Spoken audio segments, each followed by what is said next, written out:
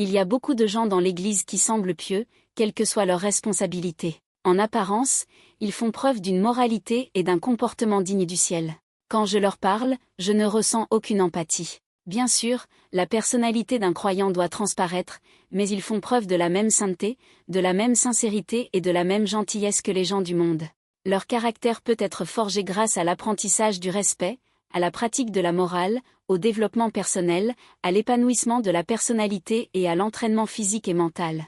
Ce genre de personnalité remarquable caractérise bon nombre des figures de proue parmi les pasteurs et les anciens de l'Église. Ces personnes sont un exemple et un objet de respect pour les fidèles qui les entourent. Les démons trompent cette personne et tous les membres de l'Église en leur faisant croire que si le caractère du monde se manifeste chez les membres de l'Église, c'est le résultat de la Renaissance et que cela en est la preuve.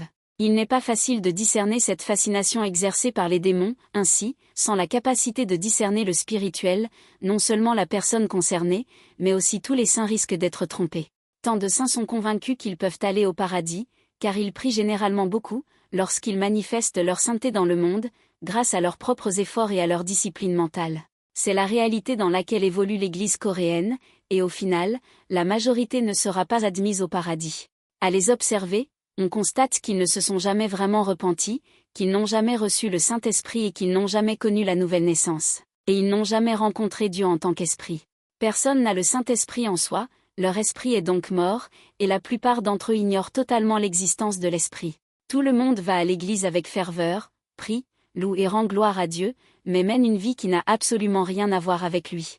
Si les croyants sont spirituellement coupés de Dieu, ils n'ont d'autre choix que de mener une vie purement religieuse. Tel est le portrait de l'Église coréenne. Si nous nous repentons uniquement avec notre tête et nos lèvres, nous ne pouvons pas recevoir le Saint-Esprit ni connaître la renaissance. Ce n'est qu'en nous repentant, lorsque le Saint-Esprit est en nous, que notre esprit endormi peut s'éveiller et entrer au ciel.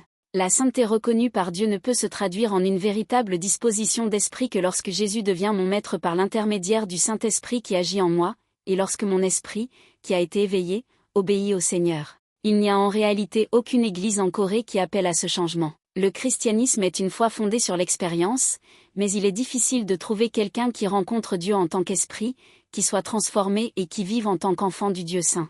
Toute cette responsabilité incombe à lui-même et au guide qui l'instruit et le dirige. Dieu lui demandera certainement des comptes un jour. Dans Jacques 3:1, il est dit que si nous ne parvenons pas à conduire les saints au ciel, un grand jugement nous attend, c'est pourquoi il nous est demandé de ne pas nous ériger en maître. C'est pourquoi il doit devenir le chef de l'Église après avoir connu la Renaissance, afin de pouvoir guider et sauver les membres de l'Église.